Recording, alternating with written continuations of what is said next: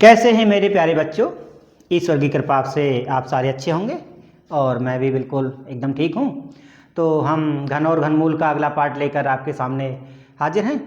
तो अगला जो पार्ट है वो है हमारा दशमलव संख्याओं का, है ना। दशमलव पूर्ण घन संख्याओं का घनमूल हम किस प्रकार से निकालते हैं। तो आइए बच्चों जानते हैं। जैसे पहला एक सवाल हम लेते हैं 0.216, ठीक है, 216, समझ आ गया। अब इसका हम घनमूल निकालेंगे तो लिख के देगा का घनमूल निकालिए। वो दोनों तरीके से दे सकता है, वो निशान लगा के भी दे सकता है, ठीक है, ऐसे दे देगा। वो घनमूल का निशान लगा दिया, दशमलव लगा दिया, 216 मान ज्ञात करो, ठीक है। दोनों ही चीज़ों का मतलब एक है, अब आप समझ चुके हैं। अब इसका जब हम घनमूल निकालेंगे 216 का, तो इसमें दशमलव हटाएंगे, दशमलव हटा करके एक आ गया, ठीक है। कितने अंक से दशमलव हटा है? 1 2 3 अंक से घटा है, तो 3 हमारी जीरो यहाँ पर हो जाएंगी। अब जो संख्या हमारी 0.216 थी, अब वो संख्या हमारी 216 बट्टे कितनी हो गई है? 1000 हो गई है। और इसका हमें क्या निकालना है बच्चों? घनमूल निकालना है। घनमूल का निशान हो गया। आगे का प्रोसीजर क्या होगा? अब बच्चों को समझ में आ गया होगा कि आगे का प्रोसीजर क्या होगा। ऊपर वाले का घनमूल अलग से निकाल देंगे, नीचे वाले का घनमूल हम अलग से निकाल देंगे। और 216 का जब हम घनमूल निकालते हैं तो कितना आता है? 6 आता है। जानते हैं, कई बार आ गया अब तो ये, है ना। नहीं तो आपको लग रहा है कि नहीं करना है तो करिए। अभाज्य गुणनखंड करो और उसके बाद 3 में से एक एक संख्या को ले लो और गुणा कर दो, आ जाएगा। और 1000 का करेंगे तो कितना आ जाएगा? 10 आ जाएगा। और 6 में अगर हम 10 का भाग देते हैं तो दशमलव कितना आ जाएगा? 6 आ जाएगा, ठीक है। दे के दिखाएं? चलो दे के दिखा देते हैं। 10 का भाग 6 में देंगे, दशमलव लगा दिया है, जीरो बढ़ा दी, 10 × 60 हो गया। इतना ही तो आया है, यही आ गया है, ठीक है। समझ आ गया सभी बच्चों को। एक सवाल और हम लेते हैं और वो हमारा है 1.728, ठीक है। इसका घनमूल निकालिए। चलो अगला स्टेप बढ़ा देते हैं। 1.728 में दशमलव हटा के भाग दे दो 1 2 3 0 का, ठीक है। समझ आ गया सब बच्चों को। आगे देखते हैं। अब 1728 का जब हम घनमूल निकालते हैं तो कितना आता है? बताइए बताइए। 12 आता है। और 12 बट्टे कितना हो जाएगा? 10 आ जाएगा। और यहाँ से जो उत्तर है हमारा वो कितना आ जाएगा? 1.2 आ जाएगा। 12 में हम 10 का भाग देंगे तब, ठीक है। समझ आया। अब हम आगे 2-3 सवाल करने वाले हैं और उसमें जो अंकों की संख्या है दशमलव के बाद वो काफ़ी होने वाली है। तो अब आप रेडी हो जाओ। तो देखते हैं बच्चों क्या है। 0.000000, ठीक है। और इसके बाद क्या दिया गया? 8 दिया गया है। 1 2 3 4 5 और उसके बाद क्या दिया गया? 8 दिया गया, यानी कि 5 0 8 से पहले दी गई हैं। अब इसका हमें क्या निकालना है? घनमूल ही निकालना है। तो घनमूल निकालने के लिए इस पर हमने क्या किया? निशान लगा दिया घनमूल का, ठीक है। और घनमूल का निशान लगा दिया है तो पहला हमारा काम क्या होता है बताओ? पहला काम होता है कि दशमलव को हटाना। हटा दिया दशमलव, 1 आ गया। 1 2 3 4 5 6, 1 2 3 4 5 और ये 6, 1 2 3 4 5 6 जीरो आ गई, ठीक है। समझ आ गया सब बच्चों को। अब ऊपर तो आगे वाली जीरो का कोई महत्व है नहीं, है ना, इसलिए कितना माना जाएगा? 8 ही माना जाता है।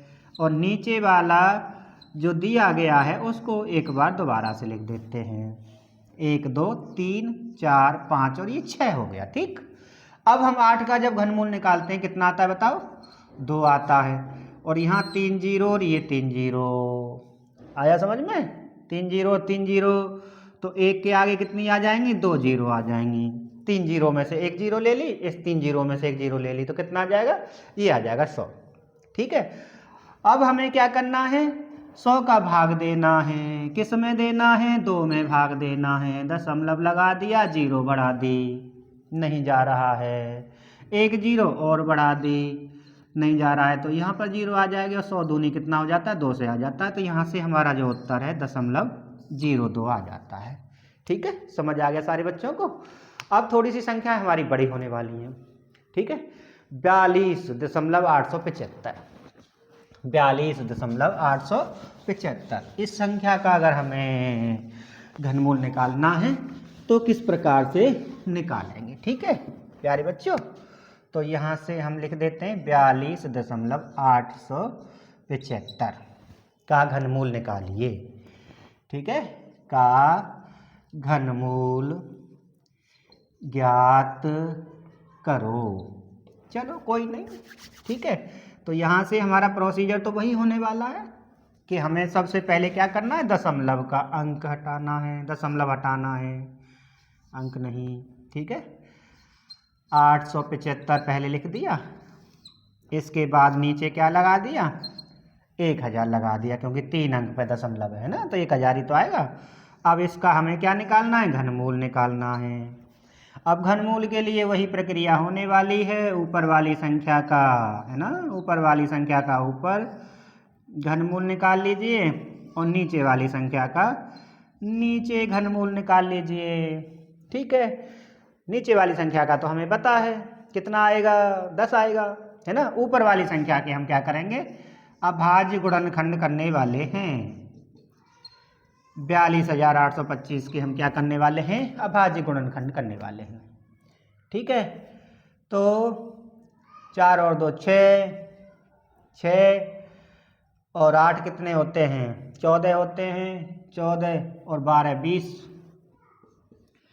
14 और 12 कितने होते हैं, 26 होते हैं। इसका मतलब 3 का भाग तो इसमें जाने वाला है नहीं। ठीक है, समझ में आ रहा है। तो किसका भाग देंगे इसमें, हम 5 का देंगे। अब 5 का भाग देने वाले हैं, तो देखिए 42 में भाग देंगे सबसे पहले हम 5 का, तो 5 अट्ठे कितना हो गया, 40 हो गया। ठीक है, 5 अट्ठे कितना हो गया, 40 हो गया। 2 इधर आ गया, 8 के आगे 2 आ जाएगा।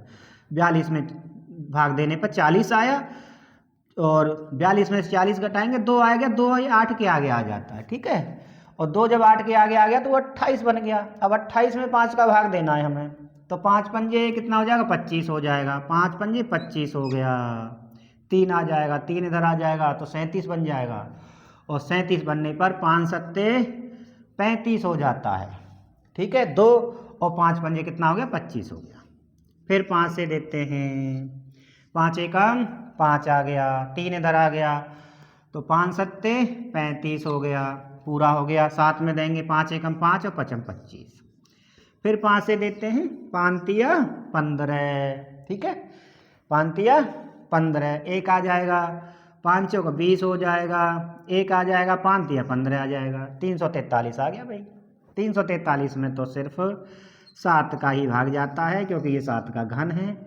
49 आ जाएगा, फिर 7 देखो, 7 चौका 28, 6 बचेंगे, 7 नाम 63, है ना, और 7 सत्ते 49 आ जाता है। ठीक है बच्चों, तो यहाँ से 42,875 का जो घनमूल निकलेगा वो इन दोनों संख्याओं का गुणा करने पर ही तो निकलेगा। और नीचे वाली संख्या का तो पता है आपको कितना है, 10 है भाई। ये 3 आ गए, 1 ले लिया, ये 3 आ गए, ये 1 ले लिया, सॉरी 7, अरे ये तो पूरा ही गलत हो रहा था। 5 और कितना आ जाएगा, 7 आ जाएगा, 5 और 7। ठीक बच्चों, अब 5 और 7 का कितना आ जाएगा, 35 आ जाएगा, 35 बट्टे 10 आ जाएगा, और ये हमारा 3.5 आ जाएगा। और इसको हम आज इतना ही एंड करते हैं, आगे फिर हम पढ़ेंगे। धन्यवाद बच्चों।